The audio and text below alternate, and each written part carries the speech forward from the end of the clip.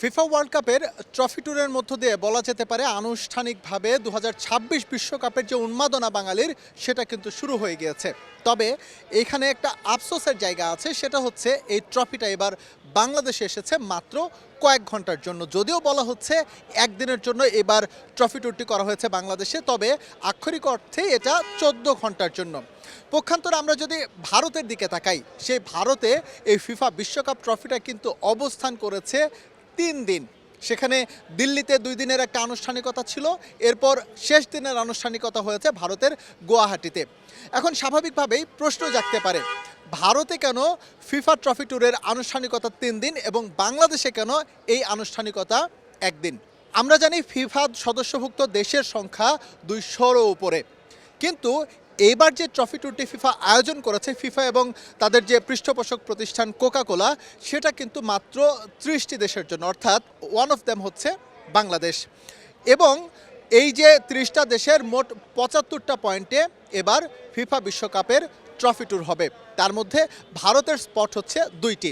এখন অনেকে বলতে পারেন যে এখানে হয়তো বা ফিফা বা পৃষ্ঠপোষক প্রতিষ্ঠান যারা আছে তারা কিছুটা বৈষম্য করেছেন, কিন্তু আবার এটাও কিন্তু খতিয়ে দেখতে হবে, বাংলাদেশে কিন্তু ফিফা বিশ্বকাপের এই ট্রফিটা এসেছিল গেলবার, অর্থাৎ 2022 বিশ্বকাপের আগেও কিন্তু এই ফিফা বিশ্বকাপের ট্রফিটা বাংলাদেশে এসেছিল। পক্ষান্তরে ভারত কিন্তু ফিফা বিশ্বকাপের ট্রফি দেখেছে 12 বছর পর। এই জায়গাটাতে কিন্তু বাংলাদেশে গিয়ে সেদিন ধরেন যে ফার্স্ট টিভিতে অ্যাড দেওয়া শুরু করে, সেদিন থেকেই কিন্তু আমাদের উন্মাদনাটা স্টার্ট হয়ে যায়। তখন আমরা স্টার্ট করে ফেলি, জার্সি কিনি, আমরা খেলা দেখার জন্য একটা টাইম সেট করে নেই এবং আমরা ওভাবেই নিজেদেরকে প্রেজেন্ট করি যে আমরা আজকে এই খেলাটা দেখব, এই খেলাটা যেই জিতুক তার জন্য সবার জন্য ওয়েলকাম। দেশের সংস্কৃতি বিশ্বের মাঝে তুলে ধরার অন্যতম মাধ্যম হচ্ছে স্পোর্টস। এইবার যে ট্রফি ট্যুর যারা আয়োজক ছিলেন তারা কিন্তু এই সুযোগটা হাতছাড়া করতে চাননি। বাংলাদেশের যে কালচার আমরা এখানে দেখতে পাচ্ছি, যে ট্রফি ট্যুর যেটি সেট করা হয়েছে, এই যে রিক্সার সঙ্গে আসলে বাংলাদেশের ঐতিহ্য কতটা সম্পৃক্ত সেটা যারা হচ্ছে আমরা ঢাকা শহরে থাকি তারাই জানি।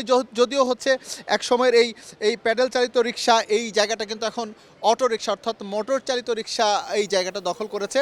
তারপরেও আয়োজক যারা আছে তারা চেষ্টা করেছে, বিশ্বব ঐতিহ্য রয়েছে, যেহেতু এখান থেকে বিশ্বের বিভিন্ন দেশ থেকে ডেলিগেটস এসেছেন, ফিফার প্রতিনিধি রয়েছেন, তাদের সামনে বাংলাদেশের যে ঐতিহ্য সেই ঐতিহ্যটা স্বল্প পরিসরে হলেও তুলে ধরার চেষ্টা করেছে। এইখানের কন্টেন্টগুলো প্রত্যেকটা দেশের ফুটেজ ওয়ার্ল্ড ওয়াইডই যাবে।